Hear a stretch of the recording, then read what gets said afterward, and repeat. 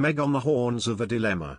Duchess struck terribly after marrying has, not politically correct. Meghan Markle was likely struck by a royal tradition after marrying Prince Harry, which isn't necessarily very politically correct, historian and author Clive Aslett once claimed. The Duchess of Sussex, 40, sat down for a chat with US comedian and talk show host Ellen DeGeneres last week. Meghan's appearance on the Ellen DeGeneres show on CBS was the first TV interview she has given since she gave birth to her daughter, Lilibet, in June. The chat will be broadcast on ITV2 this week. During the Duchess' conversation with Ellen, she opened up further about the early days of her relationship with Harry and how they initially kept their romance a secret. The Sussexes stepped down from their royal roles last year before the Queen confirmed in February of this year that they would not return as working members of the royal family. After leaving the UK and moving back to her native California, Meghan admitted to Oprah that she had been naive about some of the protocols and traditions of royal life. This included her not knowing how to curtsy on her first encounter with Harry's grandmother, the Queen. Another royal tradition Meghan was forced to get to grips with was the firm's country pursuits at Balmoral Castle during the summer, including shooting.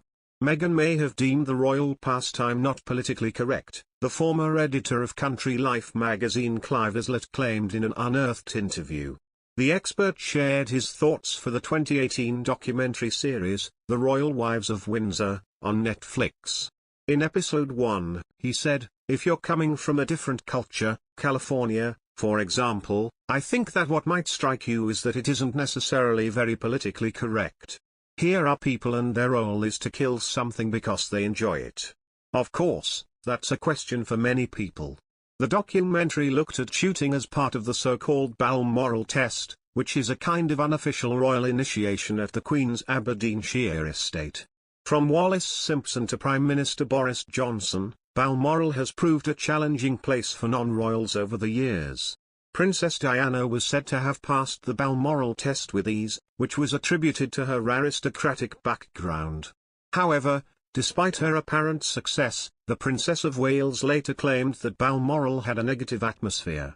Meghan's own visit to the castle was reported to have come in 2018, a few months after she and Harry tied the knot. Mr. Aslett explained how shooting and other countryside activities at Balmoral hold a special place in the Queen's heart. He said, "If the Queen wasn't the Queen, she'd be happiest in the countryside doing all the things that a country gentleman does. Horses in particular, racing and of course, all this sort of activity. Shooting is just simply part of life for the royal family, like it is for many country people." The documentary looks at how Kate, the Duchess of Cambridge and Sophie, the Countess of Wessex both learned to shoot when they married into the royal family. Harry is also said to be a good shot but was reported to have been absent at the royals' traditional Boxing Day pheasant shoot at Sandringham when Meghan came to stay at the estate for Christmas in 2018. Meghan's chat with Ellen is expected to air on ITV2 on November 24 at 2 p.m. The Royal Wives of Windsor is available to stream on Netflix. A royal correspondent alleges Prince Harry stared daggers at the media during a tour of Australia in a shocking new BBC documentary. The film makes claims the events happened when the Duke and Meghan visited Australia, New Zealand and Fiji in 2018. The Times royal correspondent Valentine Lowe claimed, Harry had been pretty grumpy on that tour. Valentine also alleged Harry confronted the media on board a plane back to Sydney from Tonga. There was a long, and incredibly boring welcome ceremony in Fiji.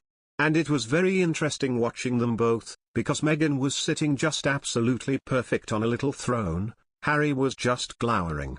He was cross with the media, and he spent the entire welcome ceremony just diverting his gaze to one side just to stare daggers at the press pack. The Mirror reports Harry was persuaded to speak to the members of the media on board. But one source claims, he came back, and said something to the effect of, "Thanks very much for coming guys, not that you were invited."